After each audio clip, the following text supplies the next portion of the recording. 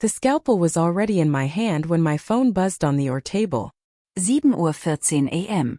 December 26. The message was from my brother David. Mom's in the ER. Heart attack. Get here now. I looked up at the anesthesiologist, Dr. Priya Nath, across the surgical drapes. I looked at the patient on the table in front of me, 63 years old, arterial blockage, chest cracked open and waiting. I looked at the clock on the wall, and I thought about what my mother had said to me less than 14 hours earlier, at the Christmas dinner table, in front of everyone.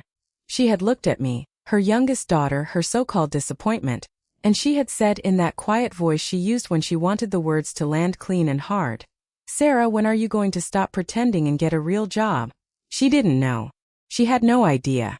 None of them did. And that morning, with the patient's heart exposed beneath my hands and my mother coding 3 floors below me, I had exactly 11 minutes to make a decision that would determine whether she lived or died. And I had been keeping a secret for 6 years that made that decision almost impossible to make. But I'm getting ahead of myself. Let me take you back to the beginning. Not the pretty beginning that people like to tell. Not the version where the young girl always knew she'd be a surgeon and everyone believed in her. That's not my story. My story starts with a kitchen table in Naperville, Illinois, and a report card, and the specific sound my father made when he saw my grades for the first time. I was 9 years old. It was November 1994. My father, Gerald Okafor, was an accountant. Not a flashy one. A careful, meticulous man who believed that numbers never lied and that ambition without a plan was just daydreaming out loud. He looked at my report card that night, and there was a B- in mathematics, and he put the card down on the table and he said, "Sarah, average is not acceptable in this family." That's all he said. But here's the thing nobody tells you about those quiet moments of early disappointment. They don't break you right away. They sink. They settle somewhere behind your sternum and they wait. Because that night, after dinner, after my older brother David got praise for his A and everything, I went up to my room and I opened my textbook and I studied for 4 hours straight. Not because I was afraid of my father. Because something in me, some stubborn, unreasonable part of me, decided right then that I was going to understand mathematics so completely that it would never be able to embarrass me again. I was 9 years old and I didn't know it yet, but that was the night I became someone who runs toward the thing that scares her. David, meanwhile, was golden. 2 years older than me, taller, charming, effortlessly good at the things our parents valued. By the time I was 12, David was already being talked about as the family's future. Doctor, lawyer, engineer, it didn't matter what he chose, our mother Eleanor said, because David was going to be exceptional at it. She didn't say that about me. She said I was creative. In our household, creative was not a compliment. I need to tell you something about my mother before we go any further, because it matters for everything that comes later. Eleanor Okafor was not a cruel woman. I want you to understand that. She was not someone who set out to diminish her daughter. She was a woman who had grown up with very little, who had watched her own mother work herself into an early grave for nothing, and who had decided somewhere along the way that safety looked like practicality, and practicality meant certainty, and certainty meant you didn't encourage your children toward things that might not work out. She loved me. I know that. She has always loved me. But love, I learned early, can wear a very uncomfortable disguise. When I was 15, I told her I wanted to be a doctor. She was washing dishes. She didn't stop washing dishes. She said, "Sarah, doctors spend 12 years in school before they earn a single dollar. Be realistic." I said, "I know how long it takes. I've researched it." She turned off the faucet. She looked at me with that expression, the one that was half concern and half something harder to name. And she said, "You're not a David, sweetheart. David has the discipline. Be realistic about who you are." I was 15 years old, and standing in that kitchen, I made a decision that would quietly shape the next 22 years of my life. I decided not to argue. I decided to show her. Here's the part one didn't understand at 15. That decision, to show her instead of arguing, meant I was going to have to carry this alone for a very long time. It meant that every achievement, every milestone, every terrifying, exhausting, magnificent step forward was going to happen in a kind of silence. Because I couldn't let them see me trying and failing. If I told them my dream and then struggled, their doubts would become facts in their minds. So I stopped telling them. I just started building. Junior year of high school, I joined the pre-med club at Neuqua Valley High School. I didn't mention it at home. I volunteered at Edward Hospital on weekends, spending 3 to 4 hours on Saturday mornings in the patient services department, pushing carts and answering call buttons and watching, always watching, the way the medical staff moved. There was a cardiothoracic surgeon there named Dr. Raymond Foss, and I used to watch him walk through the ward on his rounds. He moved like someone who understood exactly what everything cost. Like someone who knew that every second had a price tag, and he wasn't going to waste a single one. I wanted to move like that. Senior year, I applied to Northwestern. I didn't tell my parents until 2 days before the application was due, because I needed a signature for financial aid forms. My father looked at the application. He looked at me. He said, "Northwestern is a reach school, Sarah." I said, "I know." He signed. March 15, 1998. I got in. My mother's response when I showed her the letter: "Let's hope the financial aid is enough." Then she went back to her crossword puzzle. David, to his credit, hugged me. He said, "That's huge, Sar." And he meant it. David was never the villain. He was just the favorite, which is a different thing entirely, and it's important that you don't confuse the two as this story goes on, because what eventually happened between David and me was never simple, and I refuse to tell it simply. Freshman year of college. This is where the story stops being about a girl who wants to prove something to her family, and starts being about something more complicated. I arrived at Northwestern in September 1998 with 2 suitcases, $847 in my checking account. I remember that number exactly because I counted it 3 times the first night, and a certainty that felt enormous from the outside and absolutely terrifying from the inside. Because here's what I hadn't told anyone. I was terrified. Not of the work. I could do the work. I was terrified of being exactly what my mother said I was, someone who wasn't a David. Someone who didn't have the discipline. Someone who was going to discover, 3,000 hours into this dream, that she simply wasn't good enough. That fear doesn't go away, by the way. I'm telling you this because I think people who tell stories about becoming surgeons often edit out the fear. And when they do that, they make the journey sound like a straight line. My journey was not a straight line. Organic chemistry, fall semester, freshman year. I got a 61 on the first exam. 61 out of 100. I sat in my dorm room on the night of October 14, 1998, and I held that exam paper in my hands and I thought, she's right. She's right, and I've just wasted a scholarship, and I am going to have to go home and tell my mother that she knew me better than I knew myself. I sat with that thought for about 45 minutes. Then I got up, went to the library, found the teaching assistant for organic chemistry, knocked on his door at 9 p.m. and said, "I need to understand what I did wrong." His name was Marcus Webb. He was a second-year chemistry PhD student, patient and precise and slightly baffled by my intensity at 9 o'clock on a Tuesday night. He sat with me for 2 hours. He showed me where my conceptual framework was broken. He didn't make me feel stupid. He made me feel like someone who had the wrong map, not the wrong destination. I went back to my room at 11 p.m., and I started rebuilding the map. Final exam, December 1998. I scored a 94. I didn't call home to tell anyone. I wrote it in a journal I kept hidden in the inside pocket of my winter coat. My private record. My evidence collected slowly that I was not who they thought I was. And somewhere in the middle of that first year something shifted. The thing I had been doing to prove something to my family became something I was doing because I couldn't stop. Because the human body, once you start understanding it, really understanding the extraordinary mechanical and chemical elegance of it, becomes the most fascinating thing in existence. I would sit in anatomy lab and I would think, this is the architecture of being alive. And I wanted to know every room in the building. By the end of sophomore year, I had a 3.87 GPA. I was volunteering in the university hospital twice a week. I had started to make friends, real ones, not the kind you perform for, including a woman named Kezia Marsh, who is still my closest friend today, and who I will tell you more about later because she matters enormously to how this story ends. David, meanwhile, had graduated and gone directly into finance. By 2001, he was at a firm in downtown Chicago making $112,000 a year. At every family dinner, and there were many, this number came up. Not explicitly. My mother had a way of mentioning David's success sideways, the way you mention the weather, as a fact of the world that required no further commentary. David just bought a condo in Lincoln Park, she'd say, and then look at me across the table, and the look said everything the words didn't. I was 20 years old and eating ramen 4 nights a week. I didn't say anything. I wrote it in my coat journal. I kept building. Medical school application season 2002. I applied to Northwestern Feinberg, University of Chicago Pritzker, Johns Hopkins, and UCSF. I told my parents I was applying to graduate programs. Not a lie.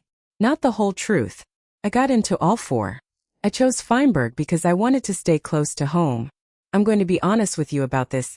Part of me wanted to stay close because I still believed somewhere in a place I couldn't quite reach with logic that proximity might eventually lead to understanding. That if they could see me close up working toward this thing, maybe they'd see it. Maybe the distance between who they thought I was and who I actually was would close. It didn't close. Because I still couldn't tell them. If I told them I was in medical school, they would begin to watch. They would monitor. They would calibrate their expectations and then measure me against them, and I couldn't bear the weight of that. Not yet. Not when I was still so uncertain myself. So I said graduate school in biology. And my mother nodded. And my father said, good. Stability. And David said, what's the stipend like? And I said, it's fine. And we ate pot roast and talked about other things. First year of medical school. I want to skip past this quickly because if I describe the actual volume of information, the actual hours, the actual nature of what it is to be in your first year of medical school, we will be here for another 40 minutes, and that's not the story I'm telling. What I'll say is this. It was the hardest thing I had ever done, and it was also the most alive I had ever felt, and those two things being true simultaneously was deeply confusing for the first several months. There was a professor in my first year named Dr. Caroline Voss. She taught clinical anatomy, and she had a way of asking questions in rounds that was designed to be uncomfortable.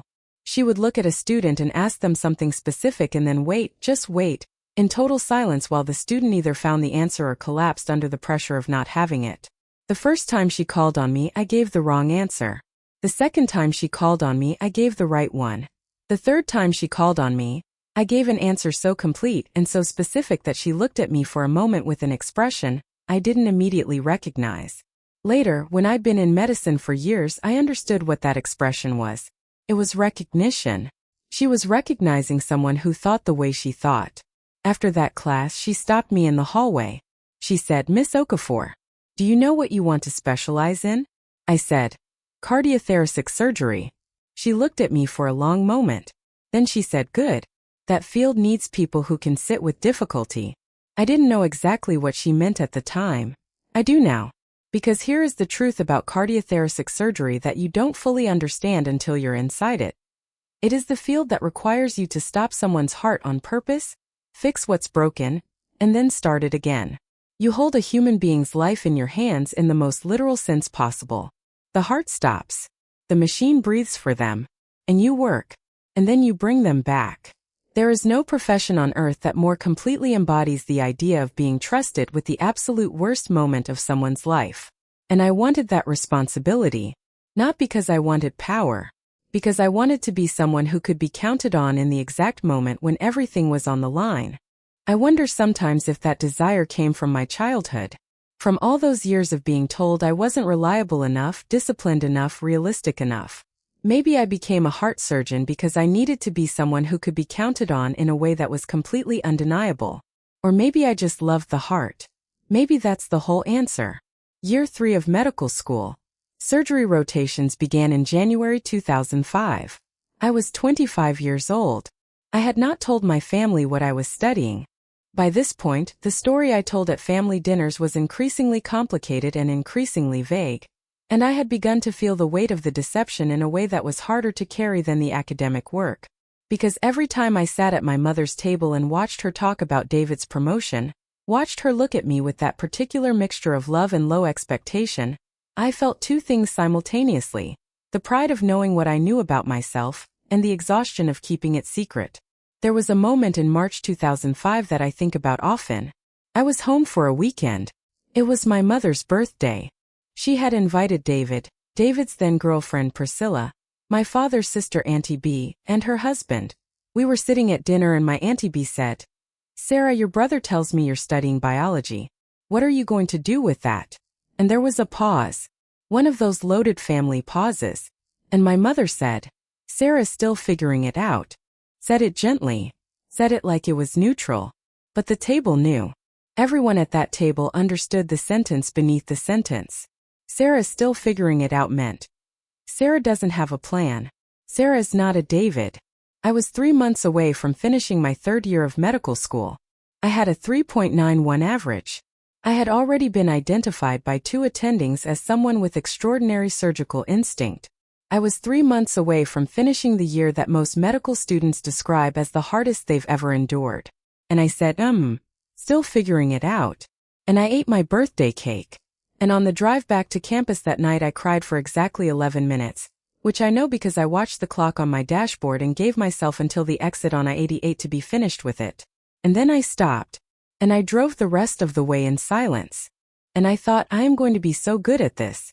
I am going to be so undeniably, unmistakably, extraordinarily good at this that one day none of this is going to need an explanation. 4th year. Match day, March 2006. This is the day every medical student finds out what residency they've matched into. What hospital, what specialty, what the next 3 to 7 years of their life will look like. I matched into the cardiothoracic surgery residency at Northwestern Memorial Hospital. It is one of the most competitive surgical residencies in the country. They take 3 residents per year from a national applicant pool. I was one of 3. I found out at 11:47 a.m. on match day and I stood in the atrium of the medical school with my letter and I read the words and I felt something split open in my chest. Not pain, the opposite of pain. Something so large and warm and complete that I had to sit down on a bench because my legs weren't quite working. Kezia found me there. She had matched into internal medicine at Rush, which was exactly where she wanted to be. And we sat on that bench together and she held my hand and she said, "You did it, Sarah." And I said, "I haven't done anything yet. This is just the beginning." And she said, "I know. But you did the beginning." I called my parents that night. I told them I had been accepted to a competitive graduate research program at Northwestern Memorial. That's what I said. My mother said, "That's nice, sweetheart. Are you eating properly?" My father said, "Will it lead to stable employment?" I said yes. He said, "Good. I want to take a breath here and I want you to take one too because we've been moving fast and we need to slow down for this next part. Because this is where the story changes shape. Residency in cardiothoracic surgery is not a job. I don't know what else to call it. It is a complete, consuming, total reorganization of the self around a single purpose. My first year, I worked an average of 78 hours per week. I made $54,000 a year. I slept in on-call rooms on narrow beds under thin blankets and I learned things in real time that I had only ever read about in textbooks. I made mistakes. I need to tell you that because it's true and because I don't want you to think this is a story about someone who never got anything wrong. November 2007. 18 months into residency. I was assisting a senior resident named Dr. Peter Callahan on a bypass graft procedure. It was 2 a.m. We had been in the OR for 6 hours. And I made a suturing error. Small, caught immediately by Dr. Callahan, corrected within 90 seconds. No harm to the patient. But I stood in the scrub room afterward and I shook for about 3 minutes straight. Dr. Callahan came in and watched me shake. He said, "You caught yourself before I had to catch you." I said, "I still made the error." He said, "Yes. And the fact that it's bothering you this much means you're going to spend the next 6 months making sure you never make that particular error again." He was right. I went home that night and I reviewed suturing technique for 4 hours. And then I did it again the next night. And the night after that. Because I had decided, somewhere in the marrow of me, that I was not going to be a surgeon who got comfortable. I was going to be someone who stayed afraid of the mistake because the fear of the mistake is what keeps you sharp. The year 2009. 4th year of residency. I was 29 years old. And for the first time I began to be seen. There was a senior attending at Northwestern Memorial named Dr. James Osebonsu, no relation though people always asked, and he was at the time one of the most respected cardiothoracic surgeons in the Midwest. He had a reputation for being exacting, demanding, and essentially impossible to impress. He had a particular way of standing in the OR during a procedure he wasn't leading, arms crossed, weight back on his heels, face completely neutral.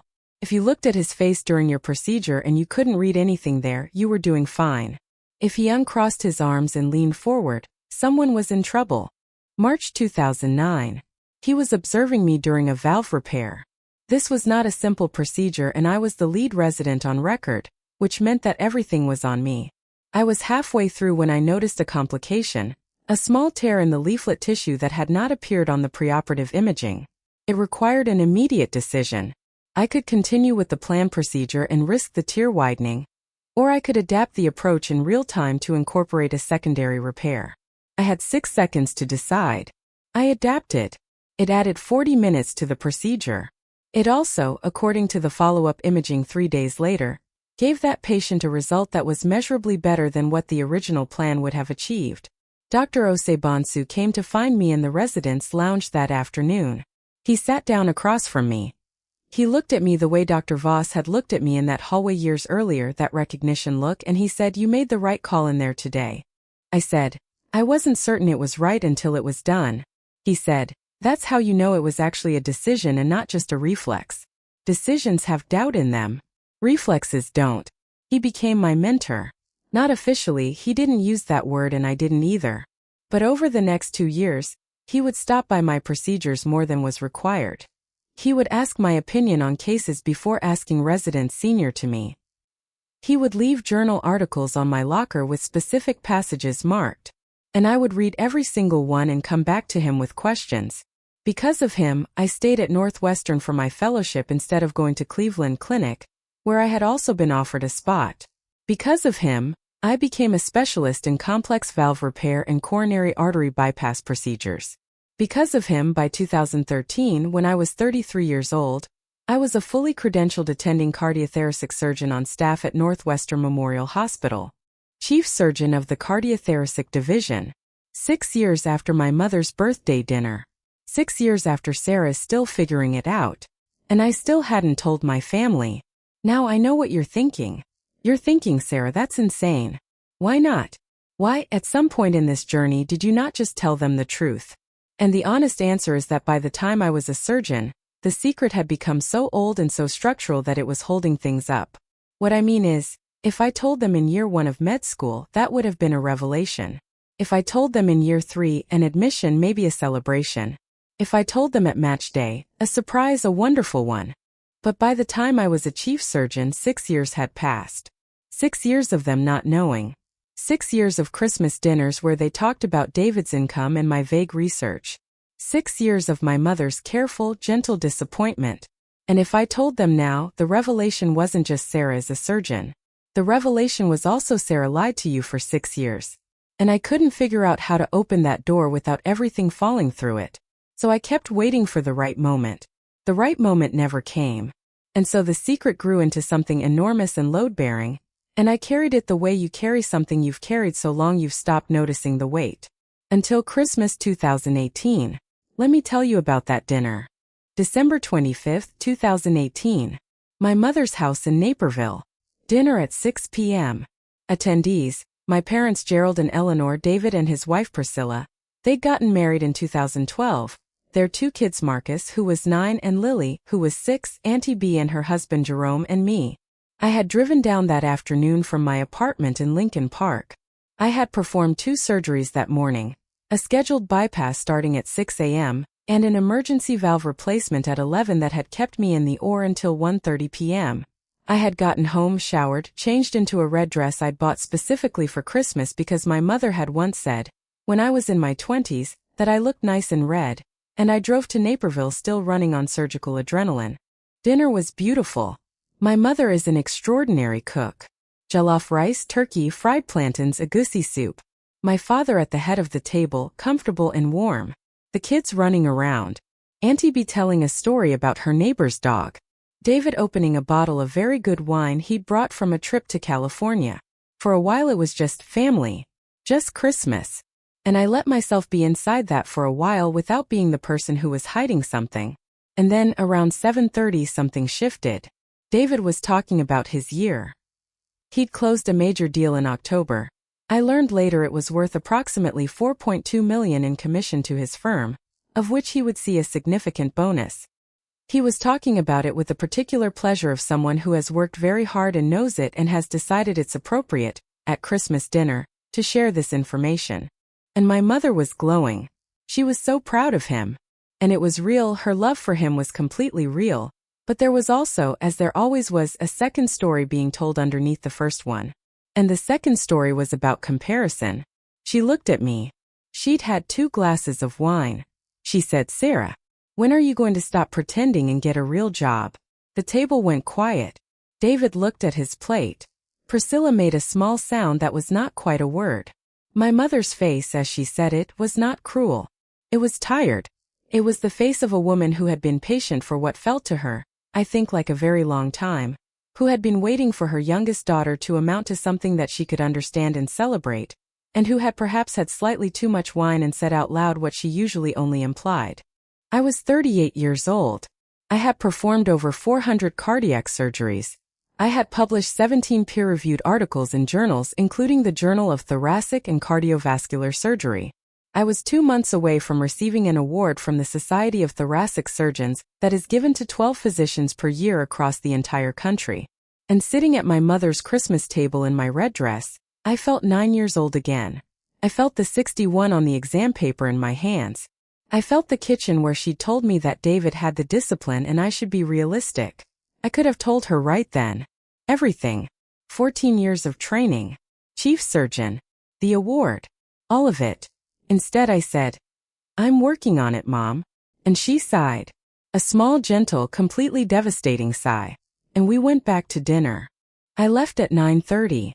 I drove home in the dark on I-88 and I let myself feel what I was feeling all the way to the I-290 interchange, and then I folded it up and I put it somewhere and I drove the rest of the way thinking about a complex case I had scheduled for the following morning. A 67-year-old named Raymond Chu, double vessel disease, bypass surgery starting at 7 a.m. I got home at 10:15. I set my alarm for 5:30. I was asleep by 11. 7:14 a.m. December 26. I was already inside Raymond Chu's chest. I had been in the OR since 6:45, scrubbed in early, as I always do, checking equipment, reviewing the pre-op imaging one final time. Dr. Nath had the patient under at 7:03. The first incision was at 7:09. By 7:14 we were well into the procedure. The bypass machine was running. Raymond Chu's heart had been stopped. We were working. That's when my phone, which was on silent on a tray in the corner of the room, visible to the scrub tech, present for emergency family contact per hospital policy, lit up with David's message. The scrub tech, Jamie, read it first. She looked up at me. She said very quietly, "Dr. Okafor. It says it's a family emergency." I kept my hands exactly where they were. I said, "What does it say?" She read it. "Mom's in the ER. Heart attack. Get here now." There are moments in life when the world asks you to process several things simultaneously that should not be processed simultaneously. This was one of those moments. Because in the same instant I was understanding that my mother was downstairs in the emergency room, my mother, who had been sitting across from me at dinner 14 hours ago, who had asked me when I was going to get a real job. I was also understanding that Raymond Chu's heart was stopped and his life was on a pump and I was the surgeon and I was not going anywhere. I said, "Jamie, call down to the ER. Tell them that Dr. Okafor's family member has been brought in, and that I need whoever is on cardiology today to be aware. I'll be out of the OR in approximately 90 minutes. I breathed. I kept working. Here's what you need to understand about that decision. Some people hearing this story have said to me, "How could you stay? How could you not run downstairs?" And the answer is the one I have to live with every time I think about it, because Raymond Chu's life was in my hands. Literally. His heart was stopped. If I had walked out of that or if I had handed the procedure to someone else mid-bypass, there is a handoff protocol, it exists, it can be done, it would have increased his risk. Not enormously, but measurably. And I was responsible for that risk. So I stayed. And I worked. And somewhere 3 floors below me, my mother was in the emergency room. I finished the procedure at 8:47 a.m. Closed at 8:47, patient off bypass at 8:31, heart restarted at 8:28, came back in 3 beats, which I will never stop being grateful for, because there is something about a heart that restarts cleanly that still, after 400 procedures, gives me a feeling I cannot fully describe in words. I was out of my surgical gown and moving toward the elevator at 8:51. I called David from the elevator. He picked up on the first ring. He sounded frightened in a way I had never heard David sound frightened before. He said, "Sarah, where are you?" "She's bad." They're talking about possible emergency surgery. They're saying something about her LAD. I said, I'm in the building, David. I'm 2 minutes away. Tell me exactly what they told you. He told me, left anterior descending artery, near complete occlusion. Her EKG showed significant ST elevation. She had gone into ventricular fibrillation in the ambulance and been cardioverted back. She was currently being managed in the cardiac care unit. I said, David, stop talking for a second. Is she conscious? He said, yes. She's scared. I said, okay. I'm almost there. I need you to listen to me. I'm going to handle this. He said, what do you mean you're going to handle this? Sarah, they're talking about surgery. Emergency bypass possibly. You can't. What do you mean you're going to handle it? The elevator opened. I said, David, I'm a cardiothoracic surgeon. I work at this hospital. I've been a cardiac surgeon for 6 years. I'm the chief of the cardiothoracic division, and I'm about to go take care of our mother. There was a silence on the phone that I will carry with me for the rest of my life. A silence so complete and so full of things that I could hear David breathing, and I could hear the sound of the cardiac care unit getting louder as I walked toward it. He said, what? I said, I'll explain everything later. I need to go. I hung up. The cardiologist on call that morning was Dr. Michelle Park, whom I knew well. She saw me coming down the hallway, and her expression shifted in the way expressions shift when the stakes change unexpectedly. She said, Sarah, oh, she's your. I said, yes. Show me her imaging. She showed me the imaging. My mother's left anterior descending artery was 93% occluded. She had a significant amount of myocardium at risk, heart muscle that was currently being starved of blood, dying by degrees, sending distress signals that showed up on the EKG as the jagged, urgent language of a heart in crisis. The interventional cardiologist had placed a temporary stent, which was buying time, but the anatomy of the occlusion and the nature of the underlying disease meant that a surgical bypass was very likely going to be necessary. Emergency coronary artery bypass grafting. My field. My procedure. My mother. Here is the part one have to be completely honest about. There is a rule in medicine, a clear, important ethical rule, that you should not operate on family members. The emotional proximity, the stakes, the way those two things interact with surgical judgment, it is a real concern and it is not a theoretical one. I knew this rule. I had taught this rule. I believed in this rule. I also knew, standing in that hallway looking at my mother's imaging, that I was the best cardiac surgeon in that building. That there was no one else who had my specific experience with exactly this kind of anatomy, this kind of severity. I knew that the on-call cardiothoracic surgeon that morning was a colleague named Dr. Robert Fiore, who was good, genuinely good, but who was 3 years out of fellowship and had approximately 140 bypass procedures to his name. I had done 431, and my mother's life was on the line. I went to see her. She was in a bed in the cardiac care unit. She was attached to monitors. She was pale. My mother, who always seems to fill any room she's in, seemed smaller in that bed. And the monitors were making sounds that I understood clinically and felt personally in a way those are not supposed to intersect. She looked at me. She said, Sarah, you're here. And then she said, because she is my mother and she could not help herself even in the cardiac care unit, you didn't have to come in on the holiday, sweetheart. I know you're busy with your work. I sat down next to her. I took her hand. I said, Mom, I need to tell you something. She looked at me. I said, I've been working here, at this hospital, for 6 years. I'm a cardiac surgeon, Mom. I specialize in this, in exactly what's happening to you. The room was quiet except for the monitors. My mother looked at me for a very long time. She said, a surgeon. I said, a cardiothoracic surgeon. I'm the chief of the division. She said, for how long? I said, I've been training for 14 years. I've been an attending for 6. She said, and her voice was doing something complicated, Sarah. You never told us. I said, I know. Mom, I know. And I want to explain everything to you, I promise, but right now I need to focus on you because you are my patient and you need help and I need to make some decisions. She looked at me. Her eyes were filling. She said, you're going to be my doctor. I said, I don't know yet. There are rules about that. But I'm going to make sure you get exactly the right care. Promise you that.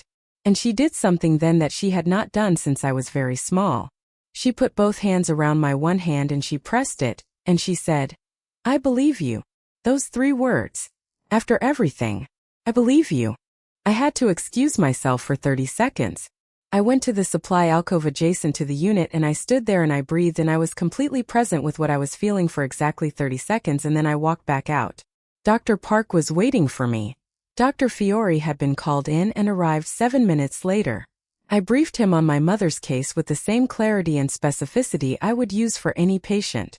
I told him everything I knew clinically. I told him the anatomy. I told him my assessment of the best surgical approach. I told him about the specific detail of her coronary anatomy that the imaging showed. A slight vessel tortuosity on the left circumflex that would require a particular technique to graft around cleanly. And then I said, I want to scrub in. I know the rule.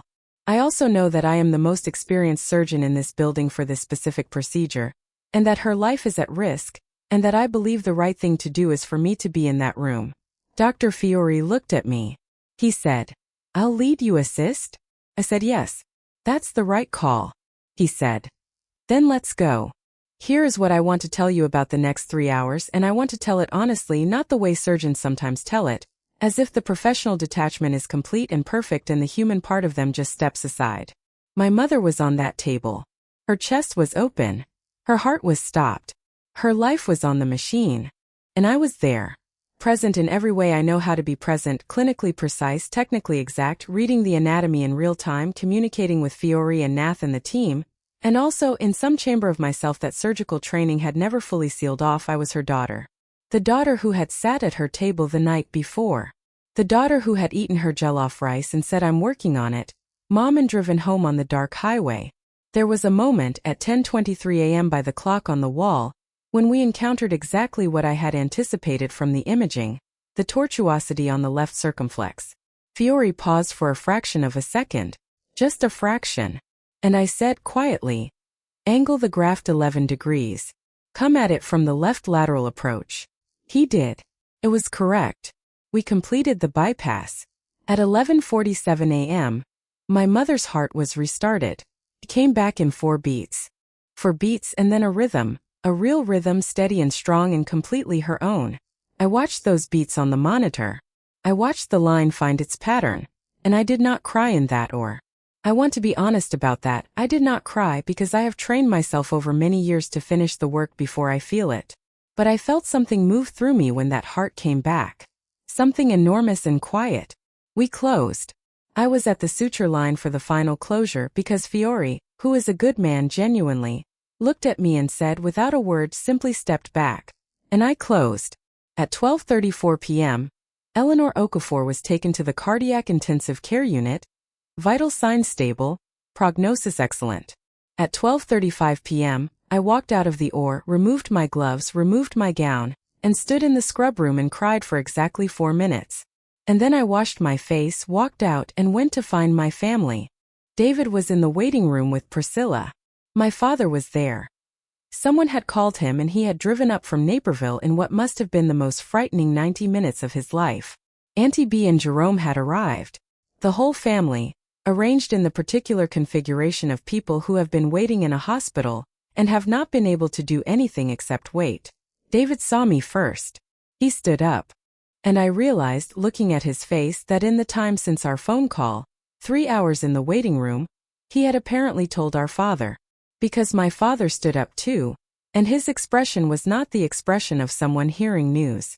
It was the expression of someone who had been sitting with news for several hours and had not yet found the words to put around it. I said, "She's out of surgery. She's in the ICU. She's stable. The surgery went well. She's going to recover fully."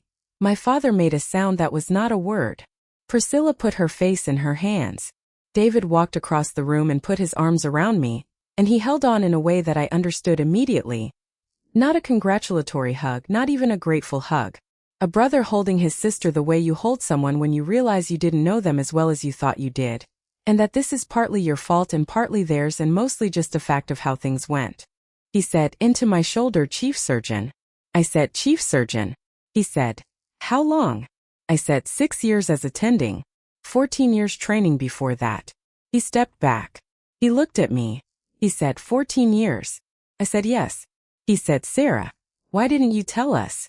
And I want to give you the honest answer to that question because it's the answer I gave David, and it is the most true thing I have said in this story. I said, because I was afraid that if I told you and then struggled, you would all decide it was evidence that I couldn't do it. And I couldn't carry that. I needed to build it without anyone watching. David was quiet. Then he said, we would have been proud of you. I said, you would have been worried. Which looks the same in the early years. He didn't argue with that. My father came to me then. Gerald Okafor, a careful, meticulous man who believed numbers didn't lie and that ambition without a plan was daydreaming. He stood in front of me. He was 71 years old. He looked at me with an expression I had never seen on his face before. Not pride exactly, or not just pride. Something more complicated. Something that looked like a man reassessing a long series of calculations and finding that the result was different from what he'd entered into the ledger. He said, you planned this? All of it? I said yes. He said, from when? I said, 15. He said nothing for a long moment. Then he reached out and took my hand in both of his, the same gesture my mother had made, I realized, and I don't know what it means that they each independently did the same thing, but it meant something. And he held my hand and he said, I should have believed you. That's all. I should have believed you. For words. After 23 years. They were enough. I went to see my mother in the ICU at 3 p.m. She was conscious, groggy from anesthesia, attached to monitors and lines, but her color was better and her eyes were clear. She looked at me when I came in. I sat next to her. She said, did you do it? The surgery? I said, I assisted. Dr. Fiore led. I was there the whole time. She said, you were there. I said, I was there. She was quiet for a moment. Then she said, tell me all of it. And I did. Right there in the ICU, with the monitor softly recording the steady beat of her repaired heart, I told my mother everything. Not quickly, not as a revelation designed to land with impact. Just the truth told in order, told in full. The report card. The kitchen where she'd been washing dishes. Northwestern. The 61 on the organic chemistry exam. Marcus Webb in the library at 9 p.m. Medical school. Residency. Dr. Osebansu. 431 procedures. Chief of the division. The coat journal where I'd written all the evidence, which I still have, by the way, in a box in the closet of my apartment in Lincoln Park. She listened to all of it. When I finished, she was quiet for a while. Then she said, I said you weren't a David. I said you did. She said I was wrong. I said you were. But I think I also understand why. She looked at me. You understood why and you didn't tell me? I said, understanding someone's fear doesn't make it less painful to be on the receiving end of it. She thought about that. Then she said, no, I suppose it doesn't. A long silence. She said, at Christmas dinner. Last night. What I said to you. I said it's okay. She said it is not okay. Sarah, it is not okay. After everything you've done. While you were, she stopped. She was getting emotional and she was also aware that she was in the ICU 12 hours after emergency heart surgery and she was trying to regulate herself, which was so completely her. I said, Mom, stop. I need you to not get upset right now. Not today. We're going to have every conversation we need to have. We have time for all of it. Because you're going to be fine. I know that for a fact. She said. How do you know? I said, because I was there. I looked at your heart. It's good. It's strong. You're going to be fine. She looked at me for a long moment. My mother, who had told me to be realistic, who had told me I wasn't a David, who had sat across from me at Christmas dinner 27 hours ago and asked me when I was going to get a real job. She said, I'm so proud of you. Just like that. Simply. Without preamble or caveat. I'm so proud of you. I was 38 years old. I had been waiting to hear those words in some version, since I was 9 years old standing at a kitchen table with a B- in mathematics. I had spent 29 years building toward them. And here they were, delivered in an ICU room, my mother in a hospital gown with a chest tube and a saphenous vein bypass graft running across her repaired coronary artery. I said, I know, Mom. And I held her hand. And outside the window, Chicago was quiet and cold and completely itself. And somewhere in the building Raymond Chu's heart was beating steadily through the night because his bypass had gone cleanly that morning. And in the on-call room down the hall, Dr. Fiore was sleeping the particular sleep of a surgeon who has done good work, and the monitors in my mother's room were drawing the consistent, unbroken line of a life continuing. My mother was discharged on January 3, 2019, 8 days after her surgery. She came back for her 2-week follow-up and I was her cardiologist of record. Dr. Park managed her follow-up care, which is the appropriate arrangement, but I was there. I was in the room. I looked at her imaging and I told her what I saw. She healed well. Completely. By March she was walking 2 miles a day. By June she was cooking again, properly cooking, the full production of jollof rice and egusi soup. That means she considers the occasion worth celebrating. She came to the award ceremony in February 2019, where I received the Society of Thoracic Surgeons Distinguished Surgeon Award. She sat in the front row next to my father and David and Priscilla and Kezia, who had driven from her practice in Hyde Park specifically to be there, and who had known my secret for years and had kept it with the steadiness of someone who understood that some secrets belong to the person keeping them. When my name was called and I walked to the stage, I looked out at that room, filled with surgeons and physicians and researchers and hospital leadership, and I looked for my mother's face. She was crying. Not sad crying. The other kind. I stood at the podium and I gave the speech I had prepared, which was about the privilege of being trusted in the worst moments of people's lives and about the responsibility that comes with that trust. And somewhere in the middle of it I said something that I had not planned to say, something that arrived in the moment and came out of my mouth before I could decide whether to say it. I said, the best surgeons I know are the ones who were told early that they should be realistic. Because realistic usually means someone else's version of what's possible. And we learned very early that our version was different. My mother told me afterward that when I said that, she felt it. Directly. Like a hand on her chest. I said, good. That's where the surgery is. She laughed. My mother laughed open and full, in the way I haven't heard her laugh since I was small. It is now 2024. My mother is 71 years old. She is healthy. She walks her 2 miles. She cooks her jollof rice. She calls me on Sunday evenings, and our conversations are longer than they used to be and fuller. She asks about my work. She asks about specific cases, not in a clinical way, but with the curiosity of someone who has decided, late but genuinely, to try to understand the world her daughter lives in. David and I are closer than we've ever been. He told me once, about a year after everything happened, that he had always sensed I was doing something significant and had not known how to ask. He said it in the way that David says honest things, carefully, without making it about himself. I told him I believed him, because I do. My father asked me, a few months after Christmas 2018, if I kept the coat journal. I told him I did. He asked if he could read it sometime. I said yes. We have not done it yet, but the offer stands, and I think someday we will sit down together and I will show him the evidence I collected, year by year, of who I was becoming. And I think he will be quiet for a while. And I think that will be its own kind of conversation.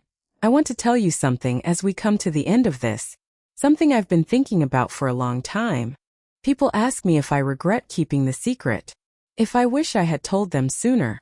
And the honest answer is, I don't know. I've thought about it from every angle I have access to, and I genuinely don't know.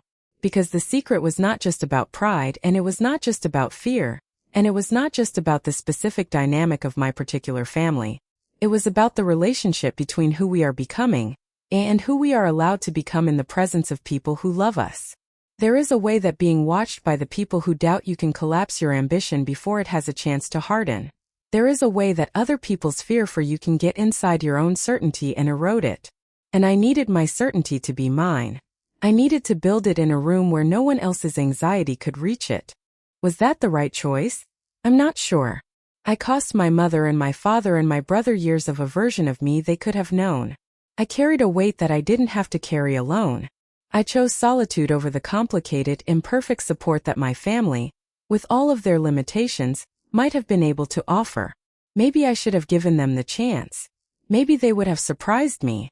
I think about that possibility sometimes. And then I think about the 61 on the exam paper, and the kitchen where my mother was washing dishes, and the birthday dinner where I ate the cake and said I was still figuring it out. And I think the person who made those decisions was doing the best she could with what she had. And the person who received the Distinguished Surgeon Award and went home to hold her mother's hand was the direct result of those decisions, the good ones and the questionable ones and the quietly brave ones. I am who I am because of all of it, not despite it. That's not a comfort I arrived at easily. Took years. It took therapy, which I started in 2016 and which I recommend without reservation to any person in any profession. It took Kezia, who has sat across from me at more restaurant tables than either of us can count and told me the truth about myself when I needed it and refrained from it when I didn't. It took time, the plain and irreplaceable and completely ordinary gift of time, doing its slow work of turning experiences into understanding. The scalpel was already in my hand when my phone buzzed on the table. 7:14 a.m. December 26. My mother was in the ER with a heart attack. My patient's heart was stopped on the table in front of me. And I had a secret that was 6 years old and felt, at that moment, like a door I had not yet figured out how to open. I finished the procedure. I went downstairs. I opened the door. And on the other side of it was not the reckoning I had imagined, not the collapse of the story I had built so carefully and so quietly over 20 years. On the other side of it was my mother, in a hospital bed, taking both my hands in hers, saying, "I believe you," saying, "I'm so proud of you." The heart, it turns out, is resilient. Not just mechanically, though it is that too, extraordinarily so, designed by some process of chance and time into a structure of almost incomprehensible durability. The heart is resilient in the other sense. In the human sense. It absorbs damage and continues. It is stopped and restarted. It is repaired and goes on beating. Every person in that story, my mother, my father, David, me, we all had things to repair. We all needed some careful, skilled work done in the dark. And we are all, improbably and gratefully, still going. The line on the monitor, steady and unbroken, is all the evidence you need.